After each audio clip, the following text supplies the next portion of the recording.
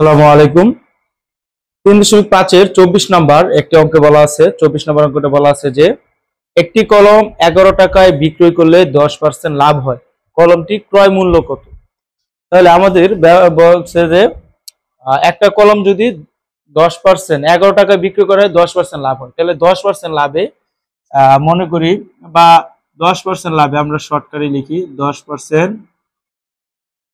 লাভে বিক্রয় মূল্য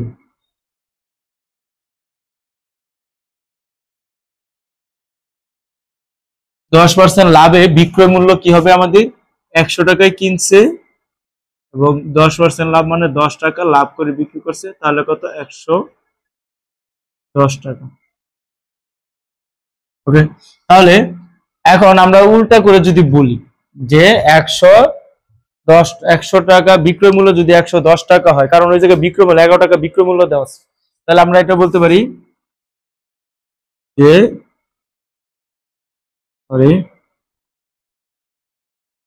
বিক্রয় মূল্য 110 টাকা হলে ক্রয় মূল্য আমাদের কত? আমাদের তো ক্রয় মূল্য বের করছে, তাহলে ক্রয় মূল্যটা এবার রাখতে হবে। তাহলে আমাদের ক্রয় মূল্য আমরা বলতে পারি 100 টাকা। ক্রয় মূল্য 100 টাকা। তাহলে বিক্রয় মূল্য 110 টাকা হলে ক্রয় মূল্য 100 টাকা। তাহলে আমরা অতএব বিক্রয় মূল্য 1 টাকা হলে ক্রয় মূল্য উপরে থাকবে 100 এবং নিচে থাকবে কি 110 এত টাকা। তাহলে আমাদের যেহেতু বিক্রয় মূল্য কত 11 টাকা লাভ হলে, তাহলে এটার ক্রয় মূল্য কত ছিল আমরা বের করি।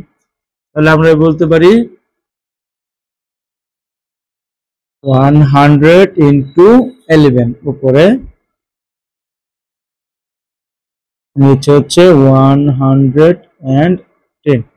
আচ্ছা, এই 100 একটা বাদ দিলাম, এই 11 বাদ, তাহলে আমাদের থাকতেছে কত? 10 টাকা। তাহলে আমাদের কলমের দাম কত? প্রকৃত মূল্য 10 টাকা। এটাই হচ্ছে আমাদের 24 নম্বরের সমাধান, অ্যান্সার।